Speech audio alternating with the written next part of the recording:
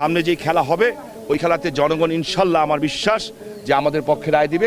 আওয়ামী লীগ আবারও ক্ষমতায় আসবে, শেখ হাসিনা ইনশাল্লাহ আবারও প্রধানমন্ত্রী হবে। সরকার পতনের দীর্ঘ 2 মাস পর আবারও রাজনীতির মাঠে সক্রিয় হচ্ছেন নারায়ণগঞ্জের কিং শামীম ওসমান। শেখ হাসিনার পতনের পর দেশ ছেড়ে ইন্ডিয়া পালান শামীম ওসমান। এবার সেখান থেকে এক প্রেস কনফারেন্সে দেওয়া সাক্ষাৎকারে শামীম ওসমান জানান, খুব দ্রুতই দেশে ফিরবে আওয়ামী লীগের নেতাকর্মীরা এবং আগামী কয়েকদিনের মধ্যেই অন্তর্বর্তীকালীন সরকারের বিরুদ্ধে বিশাল বড় আন্দোলন গড়ে তুলবে আওয়ামী লীগ। শামীম ওসমান বলেন, এতদিন দেশের জনগণ শিক্ষার্থীদের খেলা দেখেছে, এবার আওয়ামী লীগের খেলা দেখবে এবং সেই খেলায় আওয়ামী লীগই জয়লাভ করবে। তিনি আরো বলেন, নৌকা আবারও ক্ষমতায় উঠবে, জননেত্রী শেখ হাসিনা আবারও দেশের প্রধানমন্ত্রী হবেন, কারণ নৌকা মানেই শেখ হাসিনা। তিনি আরো বলেন, শেখ হাসিনাকে যারা দেশ ছাড়তে বাধ্য করেছে তারাও এই বাংলা মাটিতে থাকতে পারবে না, খুব দ্রুতই তাদেরও পতন ঘনিয়ে আসছে।